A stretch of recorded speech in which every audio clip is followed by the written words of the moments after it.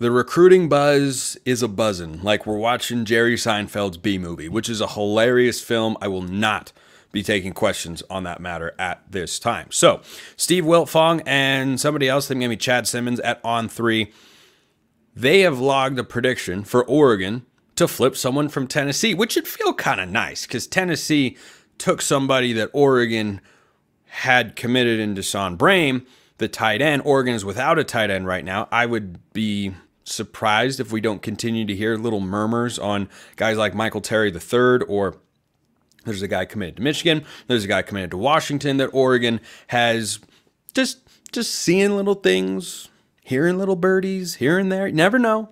Long way to go. But Douglas U2, 4-star offensive lineman that originally committed to Tennessee. This is just a prediction. Predictions, as we know, whether in Oregon's favor or not in Oregon's favor, they are not 100% accurate. But sometimes they are. And I think this would be a good thing for the Ducks. So the offensive line, I think, has been better stocked than people think in the high school recruiting ranks over the last couple of cycles.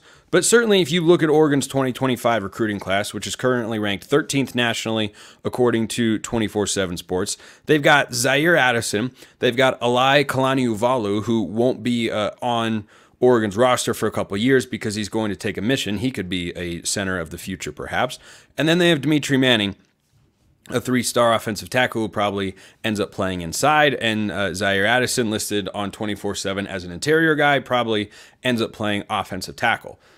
It's a position group that, on the whole, compared to the last couple of classes, Oregon's a little bit light at, so I could see them adding an offensive lineman. I could see them picking up a couple offensive linemen if, of course, they're able to add the recruitment. I'm just speaking from a class versatility standpoint. I think Oregon absolutely has room to add a couple more. So I would love to see that prediction come true. And I don't think Oregon is going to reach 20 commitments in the class of 2025.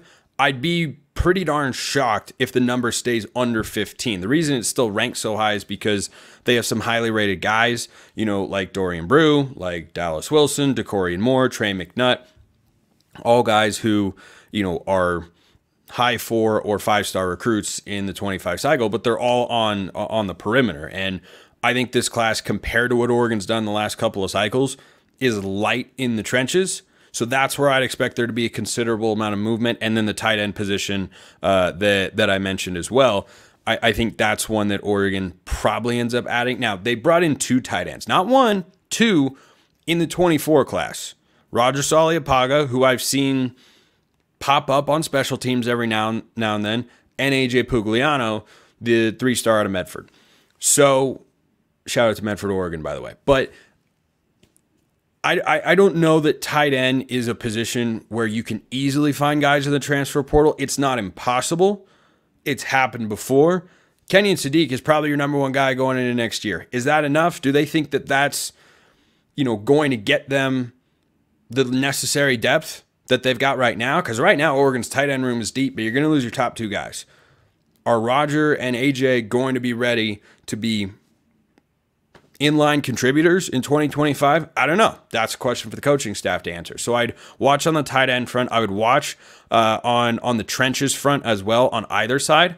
Frankly, they've got Matthew Johnson, the 4-star out of De La Salle, who is a defensive lineman or an edge guy.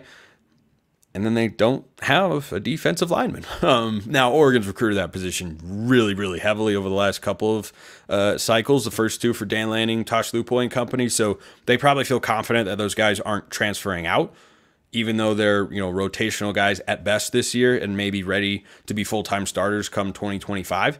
And Oregon will lose a decent number of players, but not everybody from this year's defensive line. And there's always the transfer portal as well. But I'd watch for the offensive line to see if they pick up at least 1, maybe 2 more.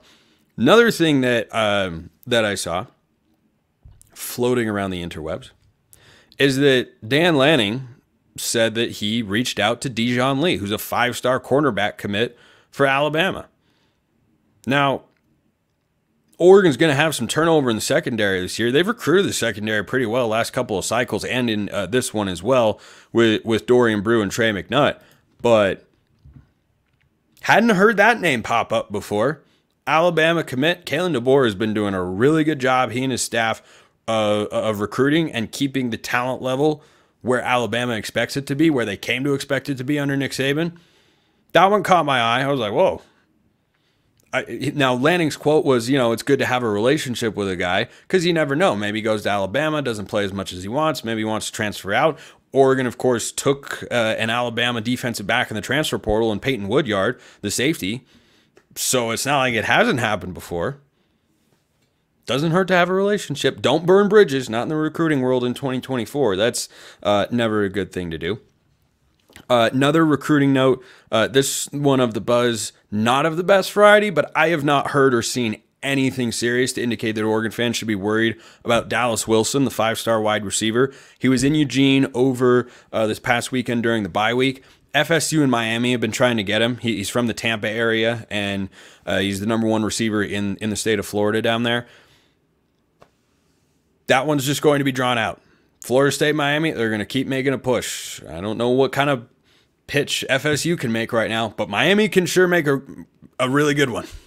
FSU looks like they're trying to rebuild and restart the whole program down there in Tallahassee a year after winning the ACC and going undefeated, but Miami can make a strong pitch. So I'd be more worried about the Hurricanes than Florida State in that battle, just at a glance, because the passing game has been just so inept for Florida State this year. But there are other factors that go into recruitment, not just the on-field performance.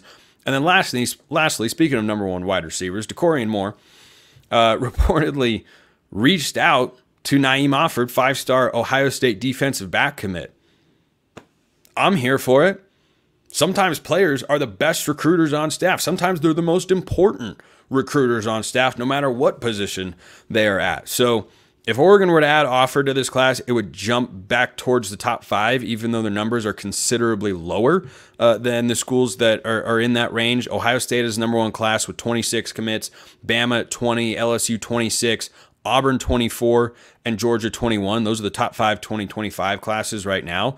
But Oregon's just had such a high average player rating that they're still inside the top 15. And there will be more names added to the 2025 cycle. A matter of when, not if.